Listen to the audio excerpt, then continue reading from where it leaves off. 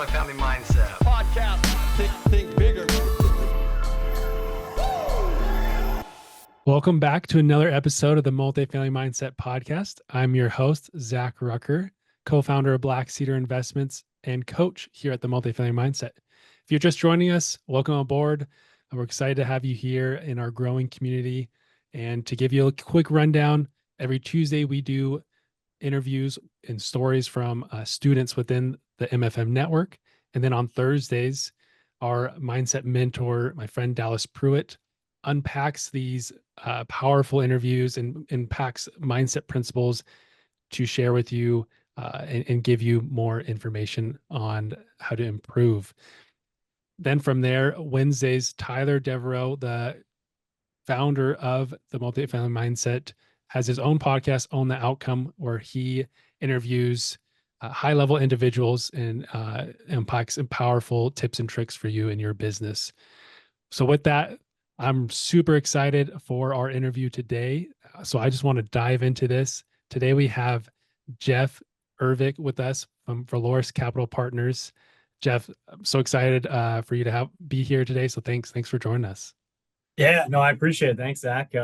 I'm very excited to be here, and hopefully we can add some good value to the team and tell our story a little bit, right? For sure. Yeah, I love it. So let's go ahead and just jump into where you're at today, and then we're going to backtrack. So give us listeners, what's your real estate portfolio look like already right now, and then we'll actually, before we do that, we'll do one tidbit.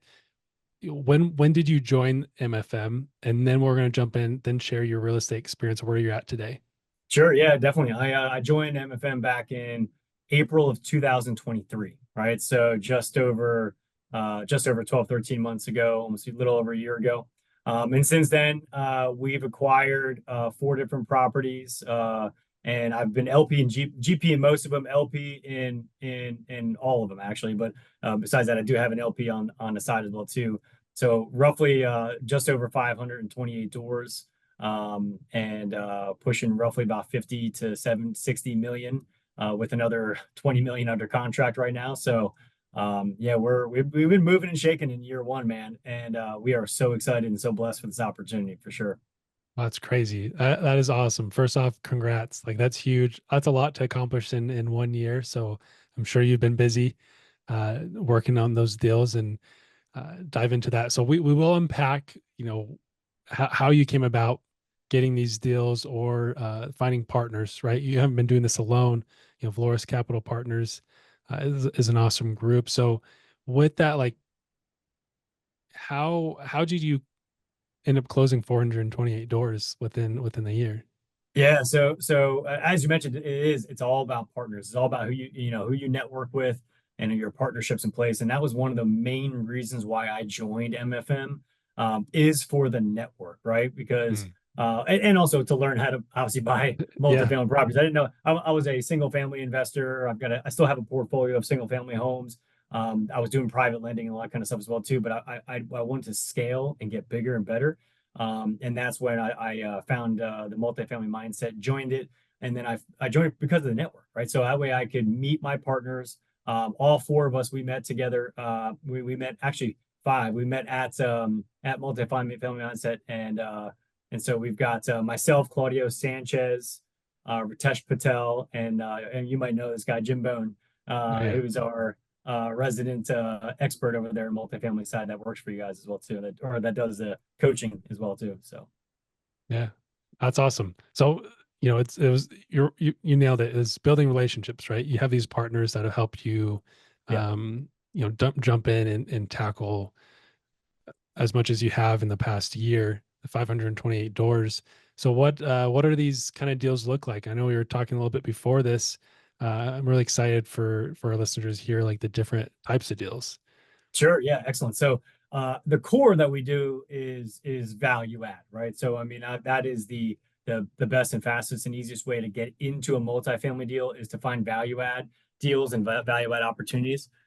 So that is the core. We closed a deal in Jacksonville, Florida, which was called the eyesore of the neighborhood, right? I love buying a deal that's an eyesore of the neighborhood, because then we're just going to make it a better place with our value add strategies for the community and for the residents of that community, and also make it a non eyesore, right? Make it a staple Yeah. in that community, which is huge. So diving into those deals, value add is kind of our main staple. But we also started an light industrial section. So not necessarily self-storage and not necessarily gigantic warehouses, right? But somewhere in between. So we just closed on a deal down in North Carolina that is a 35,000 square foot warehouse. And that will be changed into a multi-tenant facility.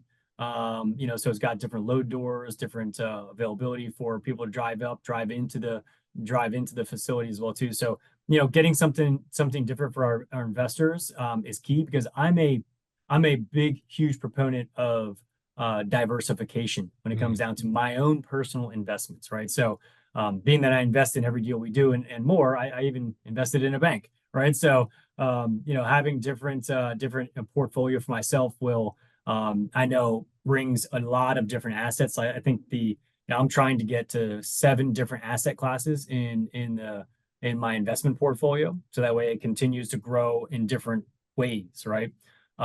So we started with core value add as well. We got the industrial side, and then we did acquire a large 72-acre site in San Antonio, which I'm super excited about, but it's currently going through entitlement for a ground up development deal.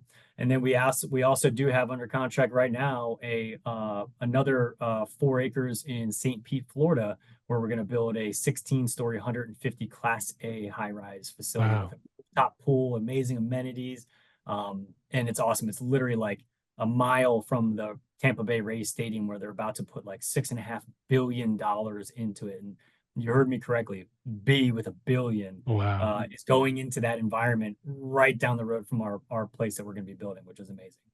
Wow. So those are the three so to speak, asset classes that we are targeting, that we're going after. Yeah. Well, that's awesome. I love that. And so we were talking a little bit about this, but like, how did you get into these other asset classes, right? Jumping into the multifamily mindset, the core focus and what we teach is value add multifamily deals, right? Yeah. And jumping into that, and you quickly, did that, right? You have your Jacksonville deal, but since then you've expanded and diversified into these other industrial and now into new development. How did you jump to those? Sure. Before I go there, I do want to say that the partnership that we formed is very vital to our success, right? Because we've got the way I look at it is that you have to find partners that don't do exactly what you do, right? But do something better and do something different than what you do. So like you can't have 5 investor relations folks on your team, right? You got to have somebody who's in charge of strategy, acquisitions, underwriting. You've got to have folks for investor relations, and then you also have to have asset management. So we actually we have a 5th partner that we brought on recently, who was another student of the Multifamily Mindset, Paul Landman, who runs our asset management program, right? So now we've got a full asset management team, and behind that we also have a full marketing team. So we do a ton of different marketing events and so forth. But ultimately, the most important thing that we did, right, as a team is network, right? And I believe that is, that's the key, right? That's why I love the Multifamily Mindset, why I joined it, right, is because I wanted to be a part of that network special where there's a ton of really good high level folks involved in it.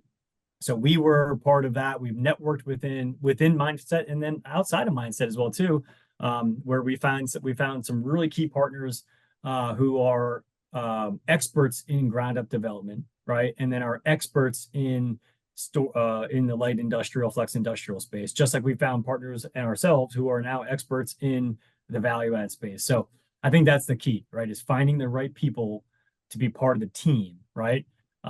It's kind of like the old homages, you get the right people on the bus and you put them in the right seat, right? If you can do that, then that bus will be driving forward and it will not be stopped. That's for sure. Yep. Hey guys, if you're enjoying this podcast, we'd really appreciate it if you could take a moment, leave us a review and a rating. Your feedback helps us improve and reach more listeners. Plus, we love hearing from you. Thanks so much for your support. Right person, right seat. That's key. I learned that from Gino Wickman's Traction book on traction. It's Yeah, really yeah, great. I'm actually done. I bought the book and I haven't started reading yet, but I've heard so much good things about it. Oh, I'm like I'm reading a few other books at the point right now too. Yeah, yeah, such a great book, and just how to operate as an entrepreneurial business. That's what my team we run off of the. They call it, Gino calls it EOS, Entrepreneur Operating System. that's right. But yeah, such a good tools and tips and tricks in that. So with that, you mentioned, bringing the right people on the bus and putting them in the right seats. Yeah. And you mentioned you got marketing, you got Paul Landman. He's awesome. I love working with Paul uh, in the asset management, space. Now, what's your role within your team? What's your kind of specialty? Yeah, I handle investor relations. So Ritesh and I both do investor relations for our company. So my focus is in because and I know we haven't gotten to my background yet, but I'm a 20-year sales Mm. technology sales guy, right? I've been doing sales my entire career. In fact, I've only worked for two companies my entire career doing sales, right? So that aspect, my focus is raising capital within that group of people that I've networked and been part of for 20 years, right? So investor relations is big for me, and that's a key aspect to anything you do, right? So being able to raise capital is key to success for any team. I feel like you can find a deal, right? But if you can't raise capital for the deal, you're not going to be able to close the deal, and you're not going to be able to operate the deal. That's for sure. So yeah, I handle. So Ritesh and I both handle investor relations, and we call Jim our master networker. Jim just networks between everybody, knows everybody and Yep. everyone out there, right? So he puts the puzzles together, and then Claudio is our runs our strategy and runs our operations, acquisitions, back end, all the marketing machine that we put together is all based on him and his knowledge. So very Oh, exciting. yeah, solid team. A solid team for sure. Lots of experience. I love that. So, you know, with all that, you started to highlight some of your background. Let's jump into that. Let's let the listeners know now. You have 528 doors, three different asset classes. You have a stellar team. You focus on investor relations. Let's jump into a little bit of, who is this Jeff guy that's done all this in the past year? Sure. Who are you, and where's your your experience, and why did you jump into this space? Yeah, no, I mean, well, that's a lot to unpack right Yeah, there. yeah, it is. I'll try my best to explain it, right? But so as I mentioned, I've been in sales for 20 years, right? I worked for two different companies. Right out of college, I was doing technology recruiting sales, and from there, I cut my teeth on how to work my butt off, right, in order to ensure success, and make sure that I was not going to lose, right, not going to fail. So with that, developing key aspects of how to build relationships with customers, working hard myself, right, and not letting anything get my way. Like I'm a very very big self starter. I'm constantly thinking that I'm one step behind, right, which makes me hopefully 10 steps ahead, right? So Yeah. that's a big aspect for me. But regarding real estate, so all through this sales career, a high earner, doing what I need to do to make sales, make ends, make my salary for my family and survive and so forth. I started looking at how can I pay less taxes? What's the best way to do that, right? Well, it's real estate, right? So I got into buying single family rentals. I did a couple flips. I buy and holds. I still have a handful of rentals right now as well, which are in my other portfolio. And then I was actually doing some private lending. In fact, I'm an investor in a hard money lending business up here in the Maryland area, in Baltimore, Maryland. So being able to see both aspects of the lending side as well as and making returns off that, but also owning the single family rentals. From there, I was being that I still work a full-time job, I'm like, how can I scale up without having to put so much more effort into, managing these single family properties and so forth. And that's when I realized that I needed to find something else to catapult me into the next I guess level, right? And level up, so to speak, right? Which is the multifamily properties, being able to acquire apartment complexes, and then from there, obviously we've talked about obviously how we've got into ground up development, industrial, and so forth. But that's me as a nutshell. I'm married. I got 3 kids, so I coach my son's baseball, travel baseball team, and I got 3 very active kids, and it keeps us busy. And a beautiful wife who supports me and allows me to do what I need to do here. So it's been a great journey so far, and we're just getting started, which is amazing. So That's right. So I'm so excited to see where the next year will take us, right? If we've done, over 70 million of assets under management in the first year, imagine what we can do in year 2, right? When we're just getting started, we're just warming up. Yeah. Yeah. That's amazing. I love that. And it all led to, you working your job and saying, I got to figure out how to pay less in taxes. Right. And it just led down to this road of real estate, and then understanding the power of it. And then you just can't deny the power of real estate, that sometimes it pulls you all the way in, and you take it on. And so I love how you like just evolved in that sense, right? Let's reduce taxes, and then you continue to look and evolve and found more and more ways to grow that, portfolio, and then take this leap into multifamily. And again, you're diversifying into all these different asset classes, not just multifamily, but continue to scale. And I think that's a big part that a lot of our listeners get stuck in the single family space. Like they see the benefits of real estate, but the common trend is, you go to single family first, but a lot of people just stay there. What was that push that really pushed you to like multifamily and making that jump? Yeah, that's a great question. I think it's just it's something more challenging, right? Something bigger, right? And I can do, and I did the single family rental side. Like obviously my wife helped me and so forth. She's our asset manager on that side.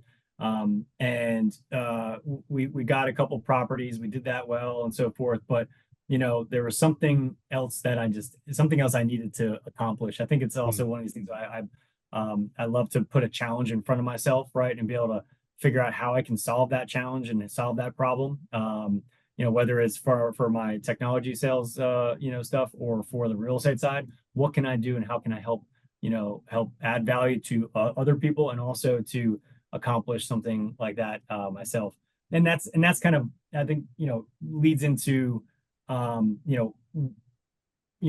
I define success too, right? It's not necessarily, is it that I'm, I've made all this money and I've got great net worth and all that kind of stuff. That really has nothing to do with it. It's more about tackling those challenges, right? And one step at a time, figuring out what is the next step. How can I get to be better? How can I better myself, from doing this?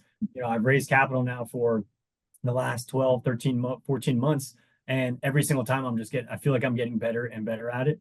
And now we're scaling to we're actually in the midst of starting a fund, and we'll have the fund kicked off here soon. But going after, family offices, right? That's the next step in our portfolio, is really diving into how to raise it on a bigger scale, right? And work in that realm. So that's kind of where our next step is. But hopefully I answered the question. I know I just ramble sometimes. No, you're good.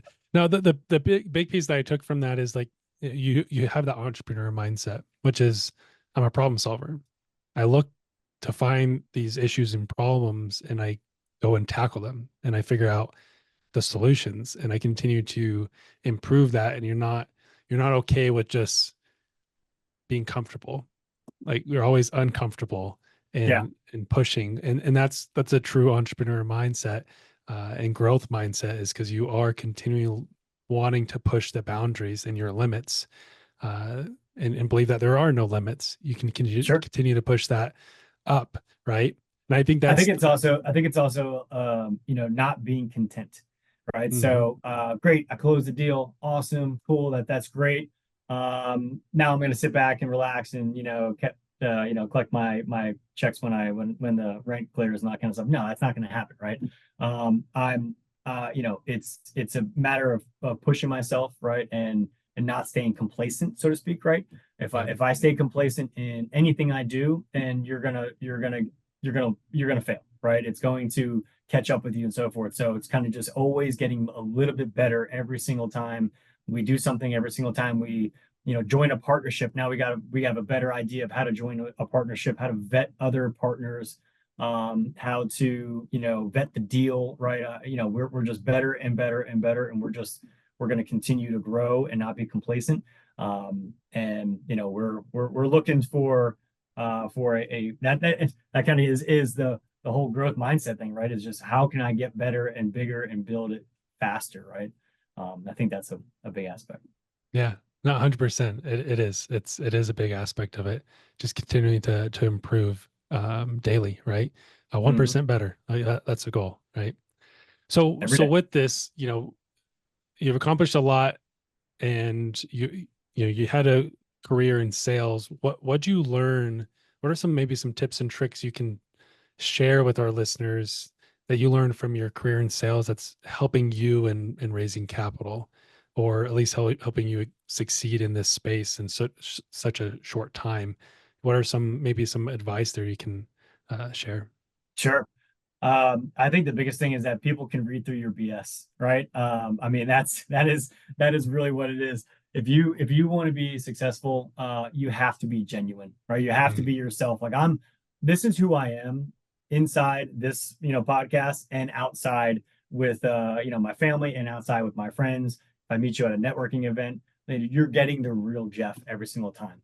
So if I can be real with you and I can be genuine, I can care about what you want. I can ask questions about what you're looking for, not say, "Hey, I got a deal. You should invest in this deal." But no, like, what are you trying to do? What is your benefit? Mr. Client, Mr. Customer, Miss Customer, whatever it might be.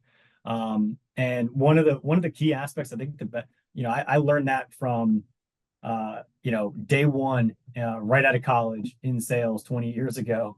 And that was because we read the book How to Win Friends and Influence People. Right. And that is a key in that entire book that it stuck with me is, people don't care about you, right? They don't want to hear your story too much. This is great. I love the fact that I can get to tell my story for once. Right. But, it's really, what can you do to help them? Right. And what questions can they answer? People love talking about themselves. Right. So can I get a chance to, learn something by asking questions and just being genuine, right? You don't even need to talk about an opportunity, right? You just talk about, what their weekend was like, what they did with their kids, or if they don't have kids, if they have a dog, right, or whatever it might be, or they go on vacation recently. What are you doing for the 4th of July? All those kind of things, right? I mean, I think that's the biggest thing is just is getting to know and build and develop a trustworthy relationship by being genuine. And if you can't be genuine, then maybe you're not in the right business. So, Oh, I love that. That's just solid advice. Just be genuine. Just be who you are. Don't be fake about it. And I think with that, to be genuine, some people struggle with a imposter syndrome. Sure. I think we all do. Yeah. Yeah. And I think we continue to do each level, right? At any point, we could continue to fill that. But if you're being genuine behind that, and if you still feel that lack of confidence, maybe some advice with that, and I'm sure you did this, was you just dove in and you learned, but then you also practice as you were doing it, which, like what you said, is you're continuing to learn each deal, and every person you're probably talking to, you're learning how to be better, right? Which then continues to help you be, not necessarily more genuine. You've been genuine the whole time, but to get rid of that imposter syndrome that's maybe there, right? Yeah. And it's a mindset thing, right? I mean, it kind of goes back to where what did we join? Multifamily Mindset. The reason why Tyler put mindset in there is on purpose, right? Is because it takes you have to train yourself to think a different way, right? Even though you might feel that you're an imposter because you don't have the experience, right? That some people might want, or oh, I can't raise capital because this person's not going to trust me and so forth, or whatever it is. Well, I mean, you need to, confront those issues with yourself, right? But also, just go out there and do, right? I mean, no one says, you're going to fail, or you're going to have some issues, you're going to have some setbacks every once in a while, but it's how you deal with those and how you build up your tools and your tool chest, right? To make sure that every single time you get better, like I said, the 1% every single day. But then also continue to just develop better relationships, right? I think one of the biggest things that again, the reason why in my name there's Valoris Capital Partners is because you're going to have partners, right? You're going to have people who have been there, done that, have fallen flat in their face and gotten straight up again and kept moving. And that's the thing you got to keep going, is be resilient in this industry, and continue to build relationships and build good partnerships. And that doesn't happen, overnight. It takes some time, right? It takes a lot of hard work, right? But I feel that's a key to any success, is just being able to find the right partners for yourself, to be able to continue to build upon your practice and grow yourself professionally and personally too. Yeah, 100%. I love that. That's perfect. So with this, I kind of want to jump into, our think bigger questions, because we're kind of around this topic. So first question is, how do you choose to think bigger? That's a tough one. I mean, it just kind of has to happen, right? I mean, you have to wake up in the morning, right? And you have to know that you're going to accomplish something great today, right? And you have to tell yourself that. I mean, this morning I go to the gym usually a couple days a week, 2 or 3 days a week. I go to gym at 6 a.m. I do a CrossFit gym, and this morning it was a long day yesterday. We drove home 6.5 hours. We played baseball. I was up at 5. I was up at 6 a.m. to get ready for baseball in the morning. Then we drove home afterwards. Got home and didn't get to bed.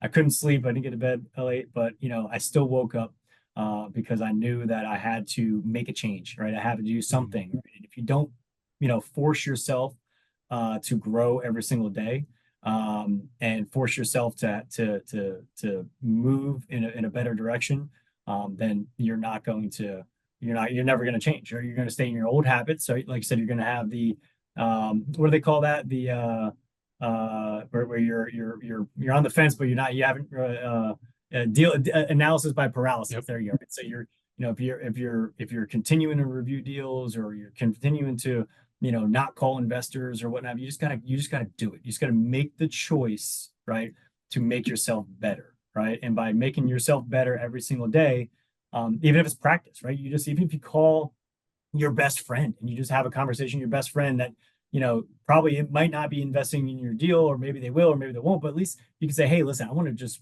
try this out. Can you humor me, right? And help me out a little bit, right? I think that's the key, is just constantly push yourself to get better every single day. And eventually that constant pushing of yourself will become a habit, and then that habit will become natural, right? And then it just continues to take off, and then you add something else to it. You continue to, add more every single day, right? And then by that time, a year later, you're going to be great. Like I tell my son's is a really good hitter, right? In baseball, he's 11 years old. But I said, you know what? In order to get better at hitting, be even more spectacular, right? And you need to hit 4 or 5 buckets a day, on the tee or soft toss or doing something like that, right? In order to continue to get yourself better. And if you hit 4 or 5 buckets a day over a span, you're going to hit 1,000 more balls in a year than the next person will, right? And that's going to make you 1,000 times better, be able to pick up that ball and hit it, and know how to control that when you hit that baseball. So I think it's the kind of same thing. Hopefully I'm making sense here, but yes, again, I like to ramble. I appreciate cut me off if you needed to, right? No, you're good. You're good, Jeff. With that is, what I took away is, push yourself out of your comfort zone, right? Continually. You have to set those guidelines for yourself of, I'm going to push myself out of my comfort zone. If I always do what I'm comfortable with, you're not progressing. and like they say, if you're not progressing, you're degressing, right? Yeah. Uh, Yeah. you're not moving forward. And so the only way to do that is to really push yourself out of your comfort zone. So if you don't want to call an investor today, call an investor today. Yep. Or like you Make said, that phone start, call. yeah, make the effort. Start with someone, simple, and make that call first, at least get you in the right mindset. I know I need that from time and time again. I my strengths has been underwriting, acquisitions, and investigations has been a struggle at times. But that's what I tell myself. I just got to call someone, and keep that moving forward, and get out of my comfort zone with that. And man, it's crazy when you do that consistently. Like you said, it is a habit, Yeah. and it almost in a way it kind of gets easier, but in a sense it doesn't, because then you continue to pile on something a little bit harder, and it pushes you a little bit more, right? Yeah. To Yeah, continue to I grow. mean, I agree. I take it back to, when I first started out in sales, I was cold calling a ton, right? And the first time I called a candidate, or I called somebody and I set a meeting. Oh my gosh, it was like I was like, yes, this is amazing, right?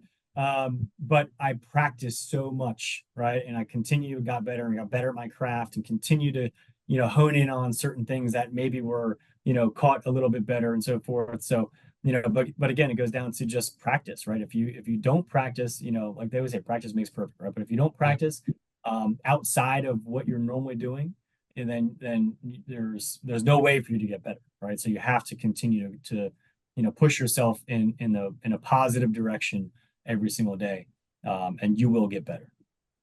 yeah, 100%. So with that, the next question, and you kind of answered a little bit earlier, like how do you define success? Yeah, so success is just is to me is accomplishing a hundred little things, right? Putting all of those little things together will make you very successful, right? And if you can push yourself to get up early in the morning and go get a workout in right before your day starts, you can push yourself to make sure you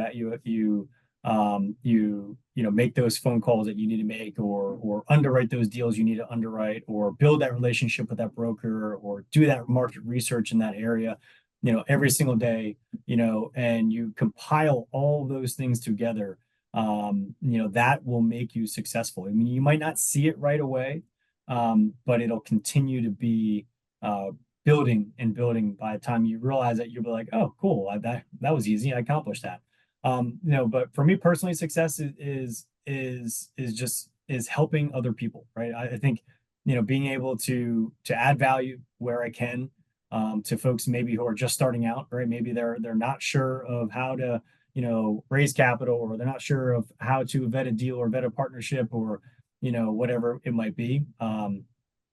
Being able to help somebody else become successful is been great. So like when I mentored junior level sales folks, right? If I saw them, lock up their first deal, or they, were able to get promoted into a new role, those are the things that I define my success. I hang my hat on, versus however many deals I locked up, or how many, deals I've closed, or whatever it might be. For me, it's if I can teach somebody else to do the same thing and they can become successful, then that to me is a key to success. Yes, that's awesome. So next question is, what is the best advice you can give new multifamily investors or students? Yeah, we've talked about it too. It's network, right? It's get out there, put yourself out there.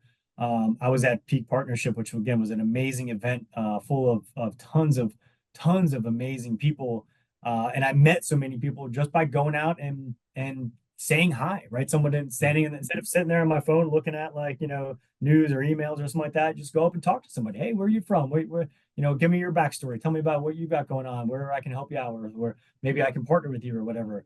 I think networking is key. So going out to different type of networking events, if you're in the mindset, being active on the Facebook page, putting yourself out there, commenting on other things, building up a partnership.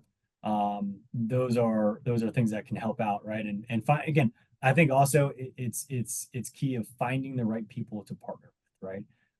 If you are a great underwriter and you can't raise capital or don't want to raise capital or so go find somebody who loves raising capital, right? And then work together. And then if you are not a good asset manager, go find a Paul, right? Who can be an amazing asset manager, right? So those are our keys, I think, to success, right? For us is being able to find the right people, network with the right team, and continue to grow professionally and personally every single day.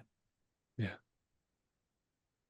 Yeah. I mean, so I want to jump into kind of the recaps, what I took away from this. So for our listeners, uh, you know, keep track of this and I suggest go back and re-listen to this. Jeff's been awesome today, provided so much value and you've accomplished so much in the past year. So it's really inspiring. But with that, the big key points I took away is the most important, I feel like, is be genuine. Be genuine to who you are, and share that with others as you're talking to people, raising capital, building partnerships. Be genuine. There's no secret sauce to doing that. At the end of the day, it's be who you are, be genuine. You'll connect with the right people and you'll attract the right people at the right time with that. That's right. Then jumping from that, a couple other key takeaways is, diversify, continue to look at other opportunities. And then with that is networking, and networking led to that, I believe, as well. But networking is key, building those relationships. Just like as if you're trying to raise money for deals, like you're networking, you're building relationships, you're talking to people, and that's what's going to lead you to where you're at. You came a part of Valoris Capital through networking and finding the right people, and you found the right people to be in the right seat on the right bus, right? It's That's the right. same thing in any of this, but then you continue to partner with people. You mentioned that earlier in this is your team isn't just a solidified team. It's continually changing partnerships each deal. You're bringing on new people, and I think that's important for everyone else to know is this is a relationship business. It's about building those relationships and that trust. So the big 2 points really: be genuine and network, right? And talk to people. Yeah.